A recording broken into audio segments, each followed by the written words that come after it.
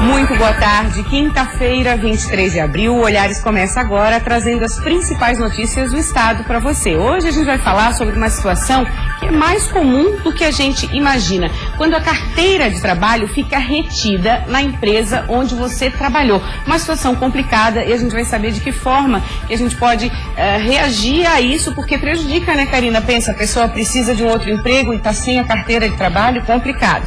Vamos falar também sobre a situação no oeste do estado. Como é que está? É isso mesmo, a gente segue acompanhando o trabalho de recuperação da cidade de Xanxerê. O Exército e centenas de voluntários trabalham para ajudar as vítimas. Tá certo. Pensando nessa situação toda que aconteceu em Xanxerê, um administrador de empresas, o Augusto, ele criou um site, o calamidade.net, para auxiliar as pessoas nos casos de emergência. Porque essas calamidades, essas emergências, elas acontecem e realmente a gente não está esperando, mas a gente tem que pensar sobre isso sim. É verdade, vamos ajudar que sempre é bom, né? A gente nunca sabe, é o dia de amanhã também, a gente pode precisar, né? Uhum. E eu vou comentar sobre o mundo gay. Todas as notícias estão bombando por aí. Tem gente que está muito indignada com famosos homossexuais falando muito mal da classe gay e dando muita coisa contra. Ah, meu Deus. Nós vamos falar ainda sobre a greve dos caminhoneiros. Sem acordo com o governo federal, alguns protestos já estão sendo realizados no estado. No oeste já tem até fila nos postos de combustíveis. Os motoristas estão com medo que o fornecimento possa ser interrompido. Vamos falar sobre coach de imagem. Você sabe o que é isso? Vou aprender hoje. Vai aprender hoje, gente. A transformação pode estar dentro de você. Vamos ter um bate-papo bem bacana. Você vai saber tudo sobre isso. E falando em transformação, vamos ver como o balé pode ajudar no desenvolvimento das crianças. Eu gosto porque é bem legal e a gente se exercita um pouco.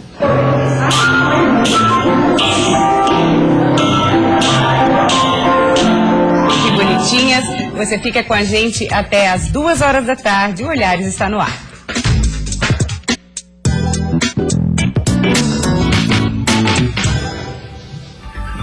Uma verdadeira corrente do bem está sendo realizada em Xanxerê para tentar ajudar as vítimas do tornado. O Exército está no município com cerca de 200 militares que trabalham na distribuição de cestas básicas e na segurança da população. Muitas empresas do oeste catarinense até suspenderam as atividades e liberaram os funcionários para que eles auxiliem no centro de triagem e distribuição dos donativos. Cerca de 300 voluntários trabalham na separação das roupas e na montagem de cestas básicas. 200 soldados fazem uma força-tarefa para carregar os caminhões com água e cestas básicas. Os mantimentos são encaminhados para os bairros mais atingidos pelo tornado, que deixou cerca de 11 mil desabrigados e desalojados. Uma assistente social acompanha os militares para fazer um cadastro das vítimas que receberão ajuda. Temos 140 militares entregando donativos e 36 militares nas ruas recolhendo entulho e os destroços que destruíram a cidade. Arroz, feijão, óleo, leite e água são alguns dos 20 itens enviados na cesta básica para as famílias. Ainda com falta de luz em algumas partes da cidade e dificuldades no abastecimento de produtos básicos. Dona Salete está mais tranquila porque recebeu água para beber e fazer comida. Sem água a gente não vive, sem comida tu fica até 8 dias, mas sem água... É a água da chuva que a gente pega para fazer comida, eu acho, pode ser que esteja limpa, mas não é tratada, né? Estava olhando ali que tem até leite, né? E eu hoje estava com vontade de um leite, vai aonde? Muitas empresas aqui do oeste de Santa Catarina suspenderam o expediente e liberaram os funcionários para eles auxiliarem aqui na central de triagem e distribuição de materiais. Tiago é professor e a escola em que ele trabalha fez um mutirão para ajudar. Um grupo de pessoas veio para cá, outro grupo foi ajudar os próprios familiares e cada um está ajudando da maneira que pode, né? Um pouquinho de cada, a gente consegue ajudar muita gente que precisa, né? Cerca de 300 voluntários auxiliam na separação das roupas e montagem das cestas básicas, entre eles Dona Nilce, de 80 anos. A gente tem que ajudar. Sempre foi disposto a ajudar desde quando nós era mais novo. O pai e a mãe ensinou assim, não é? Você continua. A Defesa Civil ainda está contabilizando os prejuízos que já passam dos 45 milhões de reais e está recebendo donativos de várias cidades do Brasil. Hoje a prioridade é água potável, cestas básicas produto de higiene pessoal e também produto de limpeza. O ministro da Integração Nacional, Gilberto Osh, visitou as áreas mais afetadas. O governo também anunciou a liberação do Fundo de Garantia por Tempo de Serviço, o FGTS, para as famílias atingidas pelo tornado, além de linhas de créditos do Minha Casa Minha Vida para a reconstrução das residências. E a Elisandra Soto continua em Xanxerê acompanhando a recuperação da cidade após o tornado e por telefone nos traz mais detalhes de como está a situação hoje por lá. Boa tarde, Karina. Com a volta do sol, o cenário nos bairros atingidos pelo tornado começa a mudar. Muitos moradores estão fazendo a limpeza e reconstrução das casas.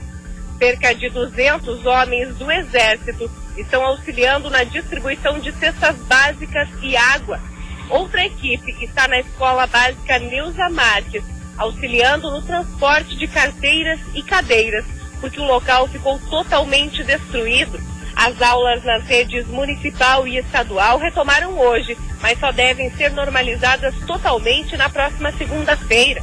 A Defesa Civil continua contabilizando os prejuízos que ultrapassam os 45 milhões de reais. O tempo estimado para a reconstrução aqui de Xanxerê é de 3 anos. Os ventos, que atingiram mais de 200 km por hora, devastaram 30% do município. 11 mil pessoas foram atingidas e 1.000 continuam desabrigadas ou desalojadas. Mais informações você confere às 6:50 no Band Cidade. De Xanxerê, Elisandra Vissoto para o Olhares. Os moradores da capital que quiserem ajudar as vítimas do tornado em Xanxerê, o ponto de arrecadação de donativos é a Guarda Municipal, que fica próximo ao Parque de Coqueiros. Os atingidos pelo tornado precisam, neste momento, principalmente de água, comida e material de construção. E no litoral norte, prefeituras e outros órgãos se juntaram nessa corrente do bem para arrecadar donativos às vítimas. A repórter Amanda Zopelaro traz mais informações sobre os pontos de doações. Olá, boa tarde a todos. Aqui na região, as cidades de Itajaí, Balneário Camboriú, Camboriú e Blumenau estão arrecadando donativos como água e alimentos não perecíveis que serão doados às vítimas do tornado. As doações serão entregues nas cidades de Xanxerê, Ponte Serrada e Passos Maia. Em Itajaí e Camboriú, as doações podem ser entregues na Defesa Civil. O local funciona 24 horas por dia. Já em Balneário Camboriú, é a Secretaria de Desenvolvimento e Inclusão Social que faz essa arrecadação. Em Blumenau, é o Corpo de Bombeiros. As subestações da OAB de todo o estado e a unidade do SESC em Balneário Camboriú também são pontos de entrega. Além de água e alimentos não perecíveis, as cidades também vão doar kits com colchões, roupas de cama, roupas às cidades atingidas. Tá certo. Motivado por essa catástrofe, o administrador de empresas, Augusto, ele criou um site que é o calamidade.net para tentar auxiliar as pessoas em casos de emergência. Tudo bom, Augusto? Como vai? Tudo bem, muito obrigado pelo convite. Imagina, Augusto, você teve uma iniciativa muito importante, né? A gente passou agora por uma catástrofe muito forte aqui no nosso estado, em Xanxerê, e você resolveu, a partir disso, criar um site que é o calamidade.net. Motivado a que você fez isso? Tainá, eu trabalho com administração, com planejamento, e já no ano passado, eu trabalho na justiça eleitoral, então no ano passado, planejando as consequências de possíveis riscos às eleições, eu notei que as técnicas que a gente usa na administração são muito parecidas com o que uma família poderia fazer para evitar as piores consequências desse tipo de desastre, né, de calamidades, para a sua própria segurança. Então, desde então eu vim desenvolvendo alguns textos a respeito e agora, motivado por essa recente calamidade no oeste do estado, eu resolvi publicar isso agora no feriado, eu dediquei meu feriado a isso, colocar no ar para que no futuro outras pessoas que tenham acesso a isso, e agora a gente está aqui divulgando, né, possam melhor planejar a sua reação ao desastre. Você falou uma palavra muito importante, planejamento. Quando a catástrofe acontece, o desastre acontece, a maioria das vezes a gente realmente não está preparado para aquela situação. Se planejar antes é o fundamental, ajuda muito na hora da catástrofe. Como pensar isso? Sim, na verdade, a pessoa que fez um plano, mesmo que ela não consiga executá-lo, ela vai ser menos surpreendida pelos acontecimentos que vão na hora atropelá-la, né? Então ela vai saber para onde olhar, vai saber o que cuidar, ela vai ter pensado antes como vai interagir com toda essa onda que vai ter ao seu redor. Então, ter um plano é importante. Por exemplo, a gente está com o teu site, eu acho que dá para colocar o site no ar para a gente entender melhor como é que você pensou isso. Quando acontece um desastre, qual a primeira coisa que a gente deve fazer? A primeira decisão importante de uma pessoa que está já numa situação de desastre é sobre como garantir a vida sua própria, das pessoas ao seu redor e das pessoas próximas a si. Isso significa muitas vezes a decisão de se manter onde está ou procurar um outro lugar que seja seguro. Essa decisão muitas vezes é difícil se a pessoa antes não fez uma análise sobre quais locais de segurança da sua região. Ou seja, se a pessoa antes não fez esse planejamento, não fez essa análise, na hora de pensar para onde ir, a pessoa de repente até entra em pânico porque não sabe o que fazer, né? Acaba procurando, por exemplo, a casa sem parar para pensar que a casa está numa encosta ou vai ser inundada, né? Então a pessoa tem que pensar antes para onde vai, para onde seus familiares devem ir. Tá, então o primeiro passo seria pensar um plano, se a minha casa não tem condições mais de ficar, vamos pro próximo plano. Eu penso assim, na verdade o necessário, o mais essencial acontece antes da calamidade, né? É a família ter um plano de comunicação e de fuga em que ela saiba se ela deve, quem que vai buscar as crianças na escola, né? Vamos todos voltar de carro para casa hoje de noite ou cada um tem que ir com os seus meios e a gente vai se encontrar em casa ou em outro lugar. Se a casa estiver inacessível, importante, Augusto, combinar antes com a família o que fazer caso alguma situação aconteça. De repente o pai está no trabalho, a mãe está em outro local, o filho está no colégio, aconteceu alguma coisa, o que fazer, né? Sim, pensa, por exemplo, naquele caso da nuvem tóxica que se espalhou em São Francisco do Sul há 2 ou 3 anos. Mais ou menos. Ela não era tão tóxica assim, no final das contas, mas ali, eventualmente, a pessoa que deveria estar cuidando da sua própria segurança e sabendo que tanto ela quanto os filhos na escola, etc., deveriam contornar aquilo e não ir para casa, que já estava afetado, no desnecessário ali, por a pessoa ter de atravessar a nuvem tóxica para buscar as crianças, porque ninguém combinou antes como é que ia reagir familiarmente nesse tipo de situação. As pessoas em casa devem estar até agora pensando, nossa, mas isso é complicado também, porque na hora da situação a gente parar para analisar e para pensar tudo isso, mas isso que você falou, o planejamento, ou seja, pensar antes o que fazer ajuda muito. Isso acontece muito, as pessoas entram em pânico, você que criou esse site agora 2 dias atrás, já falou que bombeiros e a polícia gostou muito, já está até dando dicas para vocês, porque realmente as pessoas elas não têm esse pensamento, né, de que realmente alguma coisa pode acontecer, né?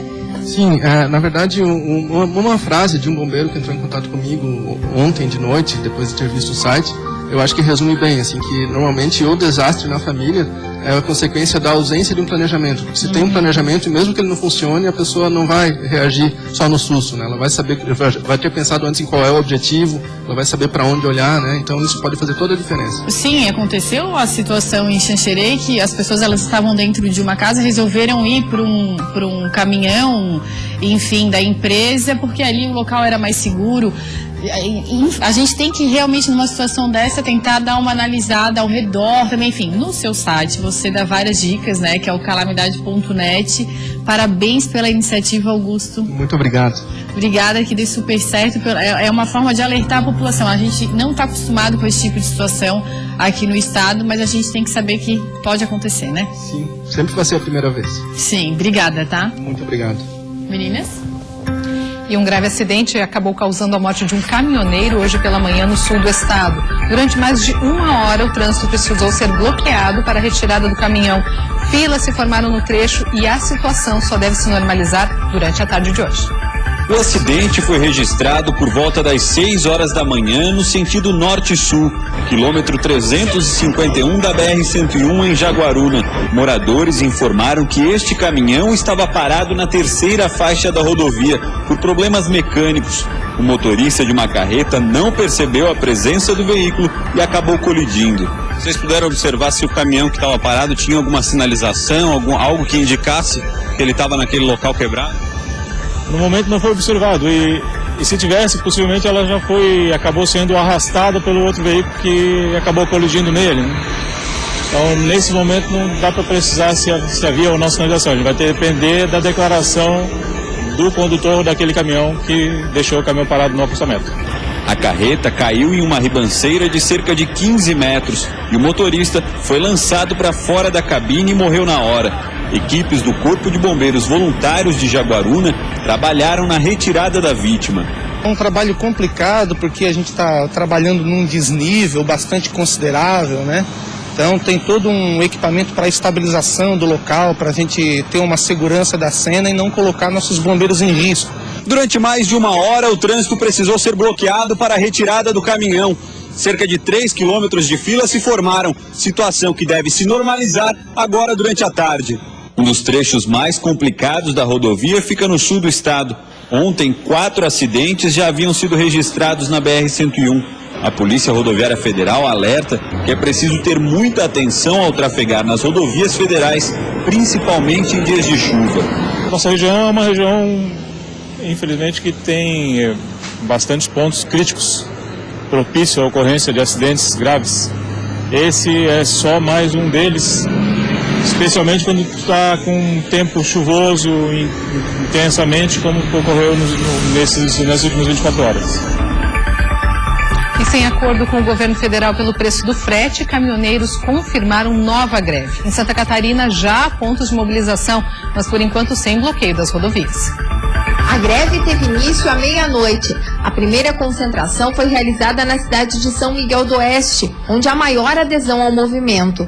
Concórdia, Maravilha e Irani também se mobilizaram, mas em Concórdia e Irani, os motoristas recuaram pela manhã. A paralisação foi deflagrada após a rodada de negociações com o governo federal, realizada ontem, ter terminado sem acordo. O impasse está na criação de uma tabela mínima de frete, reivindicação cobrada desde as mobilizações de fevereiro. Com a primeira mobilização, houve a regulamentação da lei dos caminhoneiros, mas muitos motoristas, como Jadir, estão descontentes. O descontentamento do pessoal é total, né? A respeito de tudo, o preço de combustível muito alto, né? O diesel, o frete não tem condições, né? O frete que você está tendo hoje, né?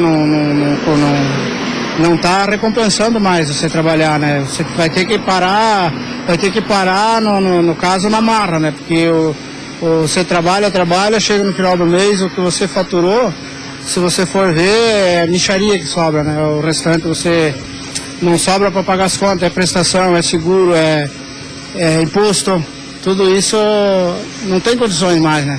Tem que parar geral, né? Na verdade, tem que parar geral. Com medo que a greve interrompa o fornecimento de combustível, muitos motoristas procuraram abastecer o carro. Postos da região oeste registraram filas. Em alguns, já chegou a faltar combustível.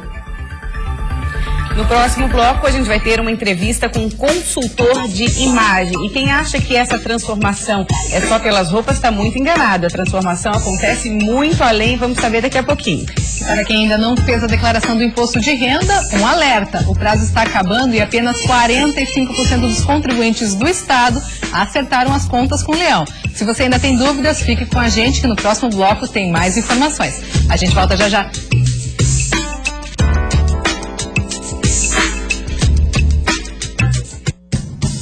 Olhares. Oferecimento. A gente começa esse bloco perguntando qual é a imagem que você vê quando se olha no espelho e qual é a imagem que você quer passar para as pessoas ao seu redor. Essas perguntas fazem parte do dia a dia do trabalho de Antony Basquerotti. Ele é consultor de imagens e está aqui no Olhares hoje. Seja muito bem-vindo, um prazer tê-lo aqui. Obrigado, Maria Paula. Quando a gente fala em consultor de imagem, eu contratei uma consultoria de imagens, o que é? Na verdade, assim, a pergunta que tu fez ao público de casa é bastante interessante, na qual eu dou início a todo o processo mágico, que eu chamo de processo mágico da consultoria de imagem, né? E aí, na verdade, quando ela está contratando uma consultoria de imagem, nada mais é que um olhar para ela mesma. Esse olhar no ritmo de vida que a gente tem, na correria, esse olhar, por incrível que pareça, às vezes não acontece, é mais difícil. É algo cada vez mais distante, assim, porque as pessoas, hoje em dia, uma das frases que elas usam mais é não tem tempo para nada, né? Pessoalmente, eu foquei bastante em questão de empresárias, advogadas e executivas, e são mulheres brilhantes no palco de atuação delas, né? Tá. Que promovem bastante mudança nas empresas, né? Mas muitas vezes acaba esquecendo um pouco dela mesma. E aí que entra essa consultoria, que é um olhar para ela. Você provoca esse olhar para ela, que ela possa desenvolver isso, né? Que ferramentas você usa, basicamente? Bem, a gente começa com a pergunta que tu mencionou a princípio, né? Qual é a imagem que ela gostaria de transmitir para o mundo e principalmente para ela mesma, que é o mais importante. E se essa imagem que ela olha através do espelho é coerente com a essência dela, que muitas vezes não é. E muitas mulheres não conhecem a sua melhor versão. Essa é a verdade. Essa frase você falou antes pra mim, assim, muitas mulheres não conhecem sua melhor versão. Por que você acha? Assim? Vários fatores, né? A questão, uma que eu falei da questão da empresária, também pensei resultados, a empresa, a questão familiar, filho, acaba esquecendo um pouquinho dela.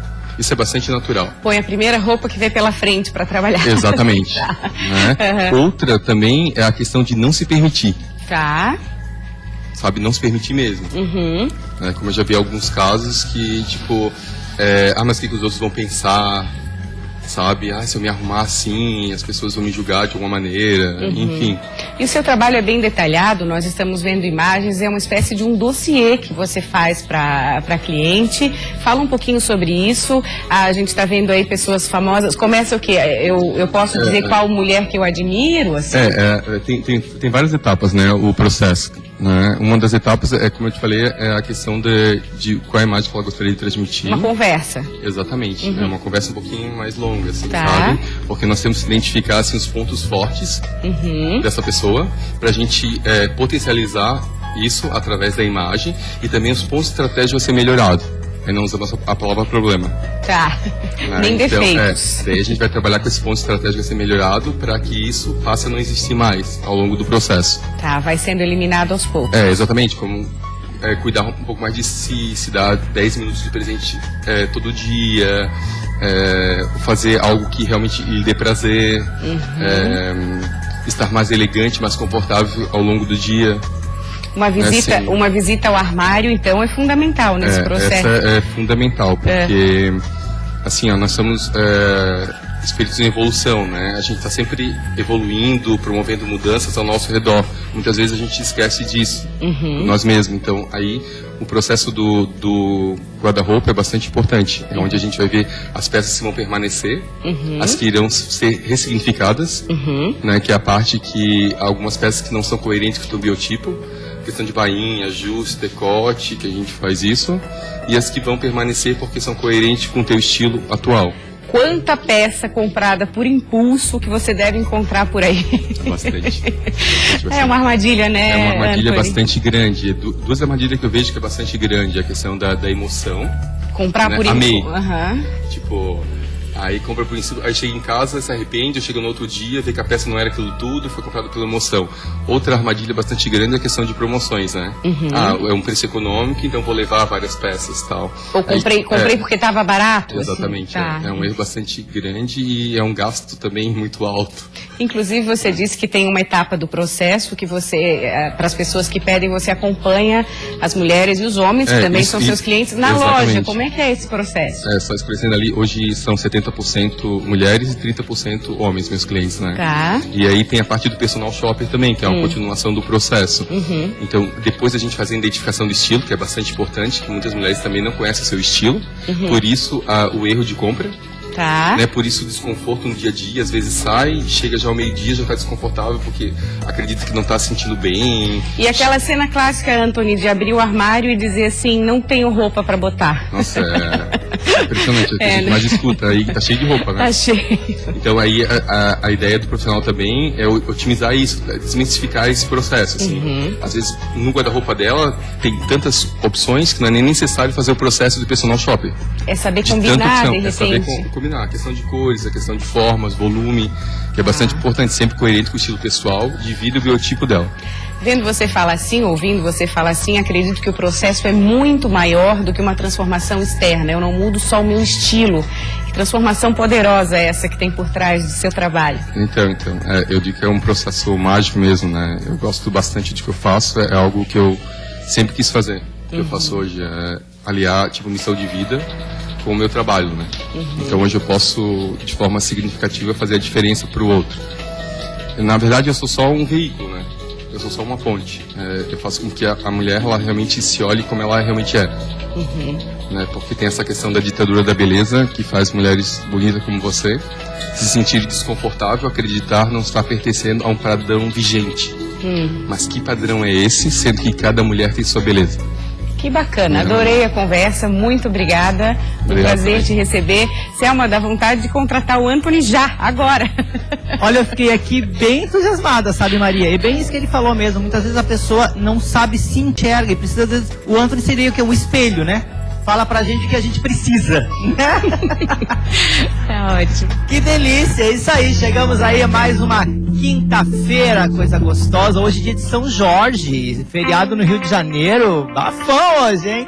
Um tempo poderoso. Vamos falar de poder, vamos falar de notícia, vamos comentar o que tá rolando aí no meio da internet, no mundo LGBT. Tá aí, começou um bafão na internet, que foi a dupla de estilistas Dolce e Gabbana. Dolce e Gabbana são dois estilistas casados e donos de uma marca famosérrima. Então, Dolce e Gabbana, que fazem moda aí, são ditadores da moda aí, vieram afirmar que homossexuais não poderiam se casar, homossexuais não poderiam ter filhos, homossexuais não devem ter barrigas de aluguel nem filhos in vitro, porque seriam crianças sintéticas, isso não seria natural. Detalhe, os dois são casados há muitos anos. Isso gerou uma polêmica. E as celebridades que são em prol da classe LGBT ficaram loucas. E Elton John saiu em defesa da sua família, falou, não, como assim meus filhos são sintéticos? Meus filhos são barrigas de aluguel e não são sintéticos, são crianças lindas. Olhem bem para quem vocês estão apontando. E começaram uma campanha na internet, uma hashtag para abaixo Dolce & Gabbana, e jamais usarei Dolce & Gabbana, começaram a falar. Aliado a eles, outras pessoas também englobaram a massa, como Cher e seu filho transexual Chess, também falaram muito mal sobre o Dolce & Gabbana. Também ela, poderosa Madonna. Madonna falou que não veste mais de jeito nenhum e também já fez campanha para eles, se nega a fazer campanha para eles. Outro cara que tá aí também fazendo polêmica, outro estilista famoso e também homossexual, é o Giorgio Armani. Quem nunca vestiu, quem nunca sonhou em vestir um terno Giorgio Armani? Então, o Armani falou que homem deve se vestir como homem, indiferente de ser gay ou não. E aí ele botou pra fora e falou que não tem essa de gênero, não tem essa de nada, tem que ser homem, ponto, e deu. Ou seja, meu amor, você que dita a moda e a moda prega que as pessoas devem ser livres e se expressar através de sua roupa, tá aí contrariando uma regra da moda, né? Que é uma pena. Também outra polêmica, o pessoal ficou louco e ele disse que tem que se vestir assim. Ele que já usou muitos homossexuais para fazer campanha para os seus perfumes, para sua marca, para suas cuecas, tá aí agora batendo contra a classe homossexual e contra as roupas que eles vestem. Tá aí as campanhas dele, aí os meninos belíssimos estampando as campanhas dele, maravilhosas. Mas fazer o quê, né? Mas também é um senhor que já tá velhinho, vamos dar um desconto pra ele, né? Vamos deixar por aí. Vamos dar então e falar então que uma empresa americana, uma emissora britânica, tá fazendo aí uma campanha com os seus funcionários lá, com a sua diretoria. E 6% das pessoas que trabalham na empresa terão que ser homossexuais. Isso num prazo de 5 anos. E 20% tem que ter etnias diferentes. Essa empresa, que é o Canal 4 da Grã-Bretanha, falou que é o seguinte, eles querem fazer com que as pessoas, a empresa tenha uma visão diferenciada, mostre uma visão diferenciada, e para isso precisa englobar a diversidade, tem que trazer pessoas diferentes, com olhares diferentes, para contribuir com a empresa. Achei muito legal mesmo, tomara que essa moda pegue aqui no Brasil. Já contra isso, no Brasil, 38% das empresas não aceita homossexuais de jeito nenhum. Basta olhar, se tiver no currículo que é homossexual, não entra. É uma pena, né? Mas, aos poucos o mundo vai mudando, aos poucos as cabeças vão se abrindo e com certeza um dia o Brasil também chega lá, como essa empresa aí da Grã-Bretanha. Bem legal, eu volto com vocês na terça-feira com muito mais sobre o mundo colorido. É isso aí, Selma. E agora a gente fala sobre o imposto de renda. Pouco mais de 14 milhões de contribuintes no país prestaram contas com a Receita Federal. Em Santa Catarina, apenas 620 mil entregaram a declaração do imposto de renda. Quem ainda não acertou as contas com o Leão, é melhor se apressar, que o prazo encerra no final deste mês. Em Santa Catarina, são cerca de 1.080.000 contribuintes, mas apenas 45% deles enviaram a declaração do imposto de renda. De acordo com esse contador, muitas dúvidas ainda persistem. Tem que prestar atenção, se eu ganho um valor de R$ 1.711 por mês, eu estou isento. A partir desse valor, eu estou obrigado a declarar. Há alguns detalhes também que devem ser considerados, a questão das férias, a questão do 13º, que isso soma no teu salário. Então, você tem que ficar atento ao informe de rendimentos que a empresa é obrigada a entregar para cada funcionário. Então, até o dia 28 de fevereiro de cada ano, o funcionário deve receber um informe de rendimentos. Nesse informe vem todo detalhado os rendimentos tributáveis, os rendimentos isentos, tributação exclusiva na fonte.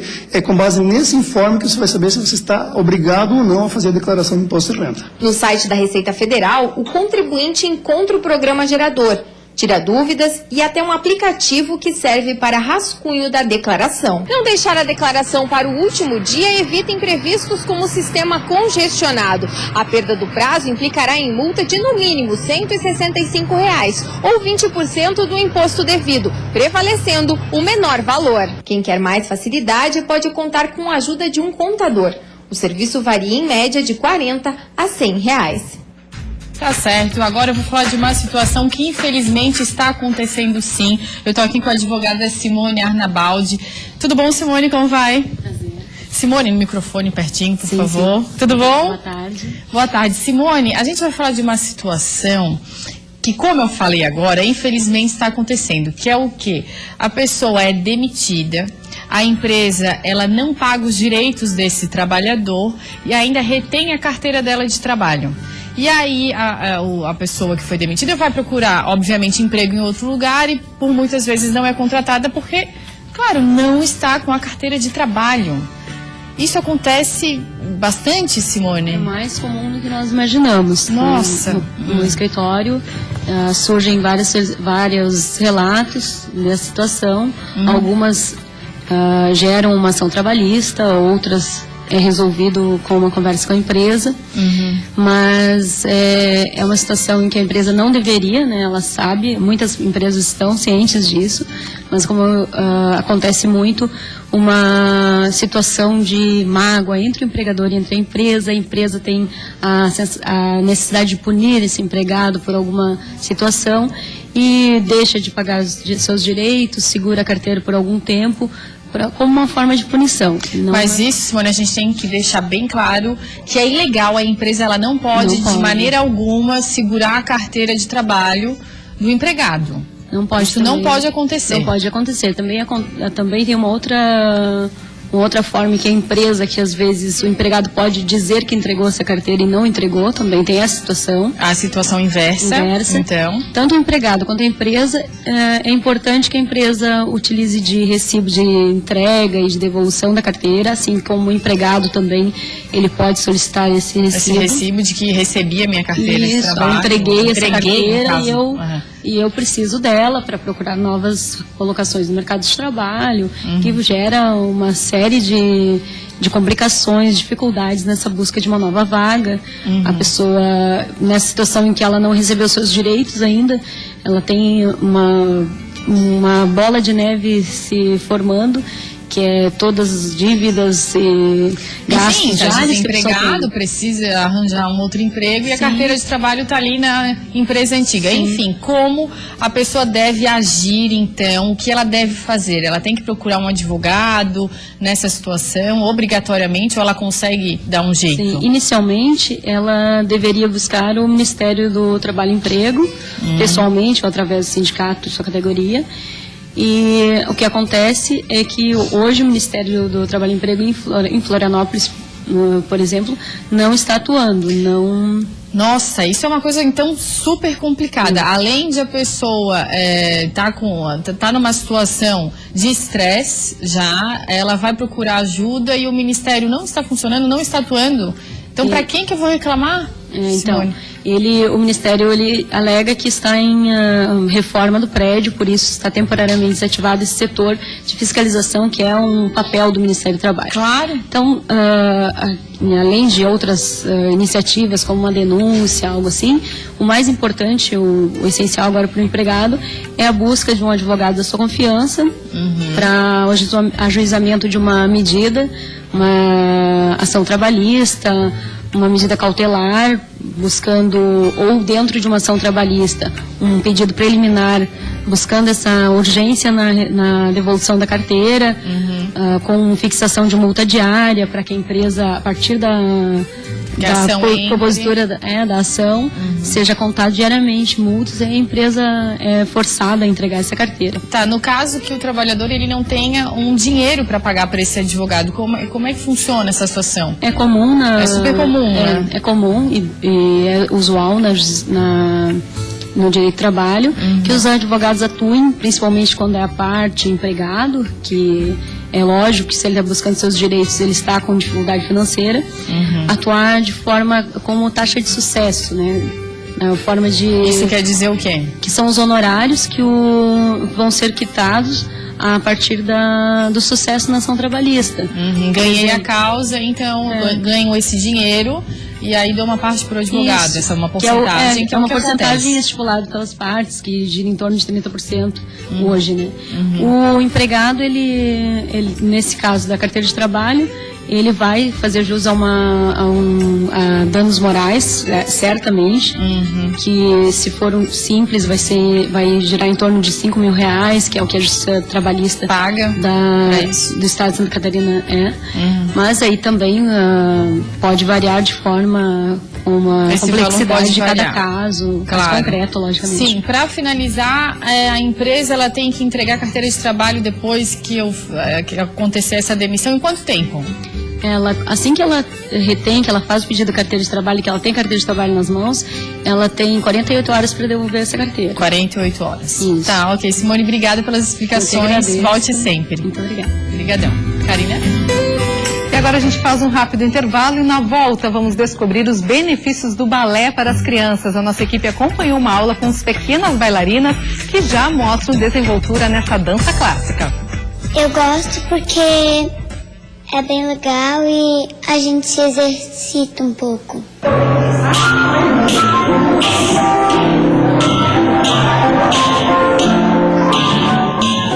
E tem ainda uma entrevista com uma artista que faz belos quadros e o material dela já está aqui no estúdio.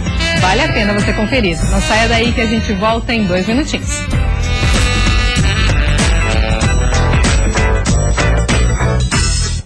Onde a sessão dessa semana tá demais, sabia? Vamos ver o que vai ter? Vamos lá. Essa semana eu estou aqui terrível no Sem Sono. Hoje eu tô terrível. Espero vocês. Hoje eu tô na pista e qualquer proposta indecente me conquista. Ó, não vai perder aí, hein? Band FM Sem Sono.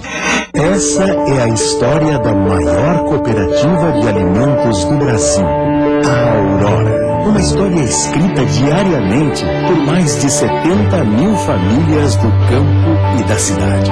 E assim, juntos, construímos essa marca que de geração a geração nos ensina que cooperar está na essência de cada um de nós.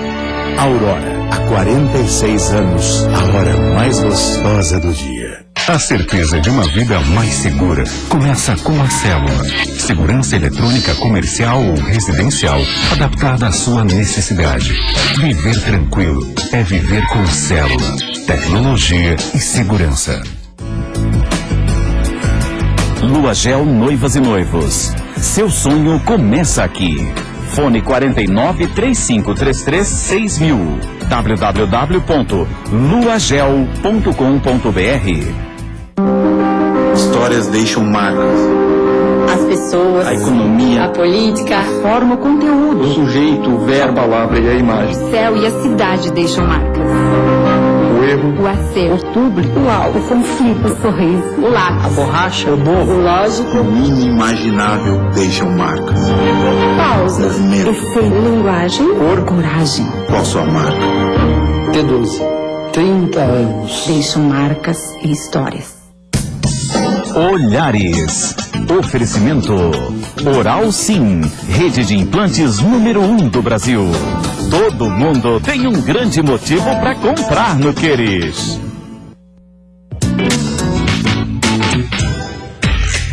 1h48 agora, vamos falar em decoração, então vamos falar de Mazotti, uma loja que você encontra muita variedade em móveis e objetos para deixar sua casa ainda mais bonita. E o melhor, gente, tudo combina com o seu bom gosto. Já visitou a loja da Mazotti em Florianópolis? Anote o endereço. No Shopping Casa Design, na rodovia SC 401. Você também pode conhecer a Mazotti através do site mazotti.com.br ou ainda ligar para 3238-1795 e 3238-2303. Mazotti, objeto de estima.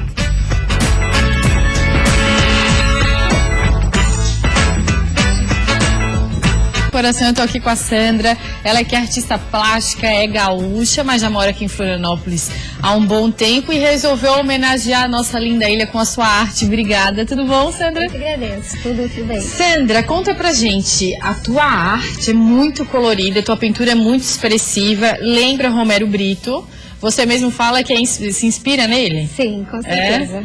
Como é que começou a pintar, Sandra? Eu sou formada em artes visuais e na graduação de pintura e também licenciatura. Eu pinto já mais ou menos desde os 15 anos. Ah, desde novinha já? Isso, e sempre gostei de trabalhar muito com as cores primárias, muito colorido e fazer no acabamento, no contorno de preto, né? Quando eu conheci o trabalho do Romero Brito, então foi paixão instantânea. À primeira vista. Foi a primeira vista. Não, realmente são lindas as suas obras. Você sempre trabalhou com arte, mas trabalha também como... Antes começou a trabalhar como professora, né? Dou aula já há muito tempo, fui professora de inglês também, mas dou aula de pintura e de arte já desde 2000 e tal. Ah, bastante tempo. E resolveu trabalhar só com arte, então é isso? Hoje em dia trabalha especificamente com arte? Com artes. Dando aulas e fazendo seus quadros. Exatamente. E como surgiu essa ideia de pintar as coisas da nossa ilha, né? A nossa cultura, que é uma cultura muito forte. Muito, muito forte.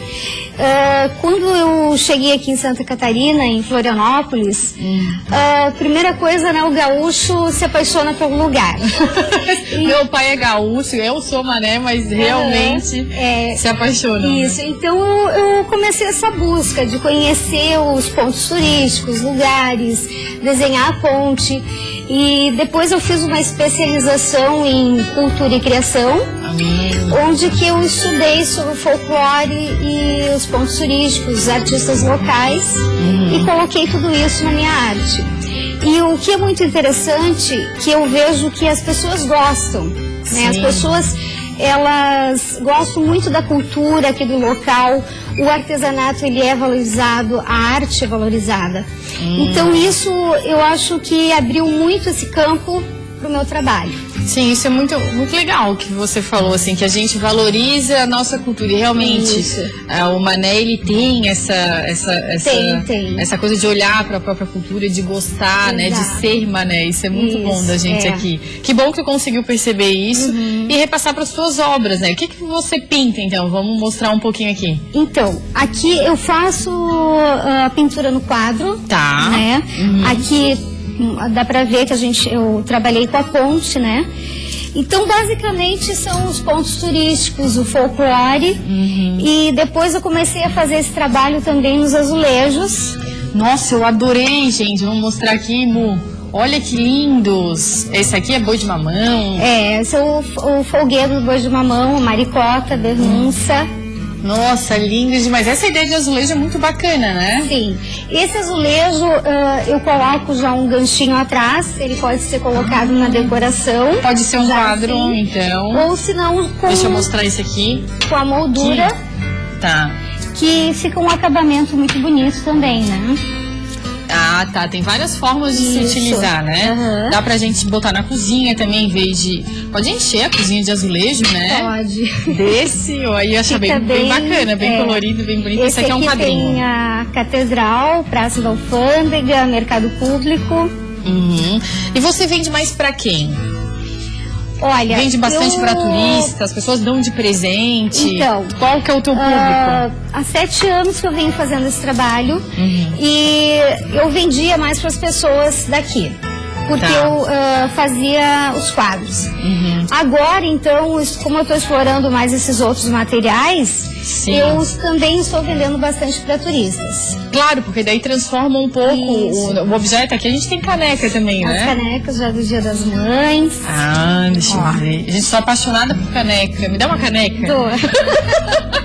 Eu amo caneca, gente. Olha essa que linda. Deixa eu mostrar aqui. Vamos ver se dá pra pegar. Aqui tem a ponte, tem o boi de mamão, a nossa cultura aqui, ó. Gente, adorei. Em média, os teus preços quais são? De quadro? Em média, 500, 600, 700 reais. Um quadro desse tamanho? Isso, Nossa, tá bom? Um custo bem baixo, porque como nós participamos de feiras de artesanato, os preços ainda são bem baixos. Pois é, tá um preço bem bom pelo tamanho do quadro, pela tua arte também, que é super bonita. E os azulejos, Sandra, mais ou menos, média? Na média de R$30 um azulejo. E depois a gente pode colocar a moldura, né? Que vai ficar um pouco mais diferenciado o preço. E caneca? Eu tô perguntando preço, vou perguntar, né? Sim. E a caneca? A caneca a gente vende a R$20. Tá.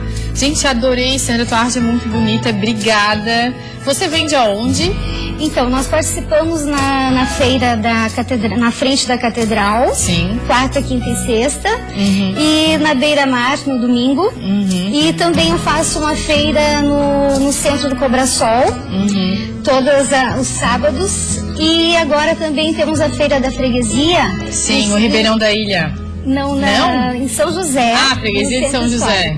Isso. Ah, tá. Todo segundo domingo do mês. Tá bom, obrigada, amor. Eu que agradeço. Adorei. Um prazer enorme te conhecer e obrigada por retratar a nossa cidade, que é tão bonita, e a tua arte linda também. Obrigada, Muito tá? Obrigada, eu agradeço. Obrigadão.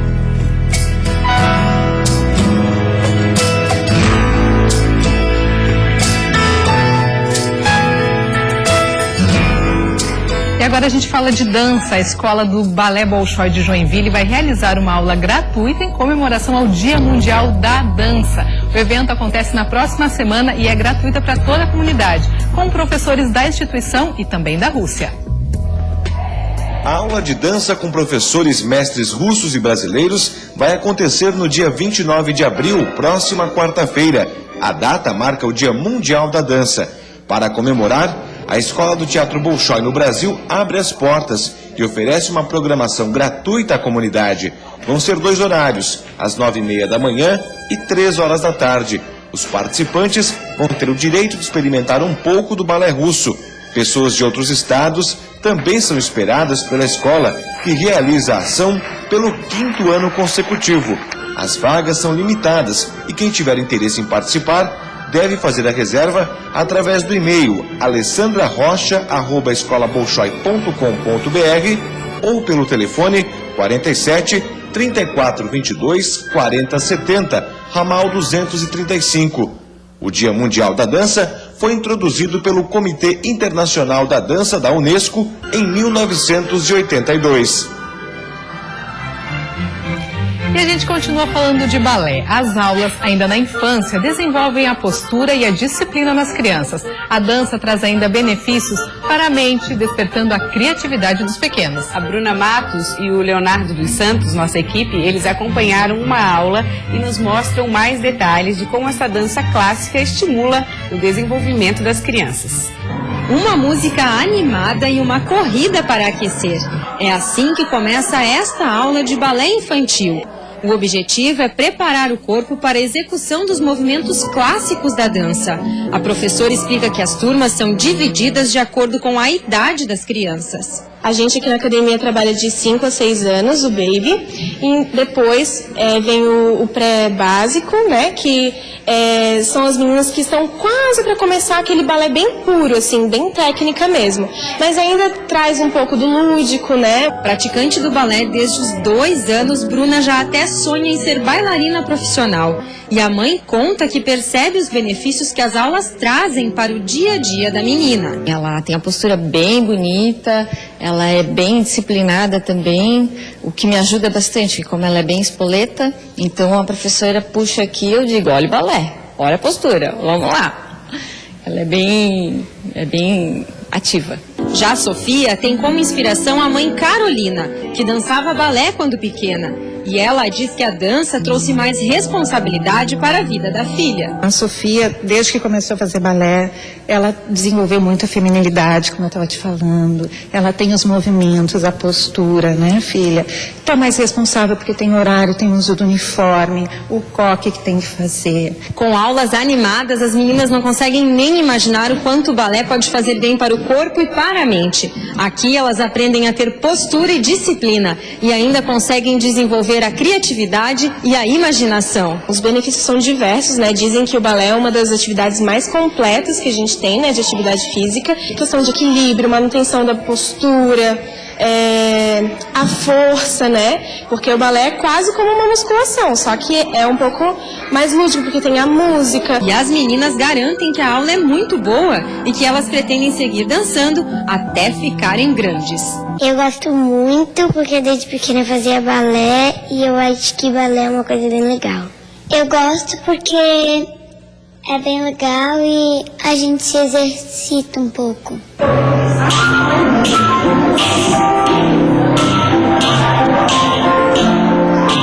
Tem talento as meninas. Que lindo.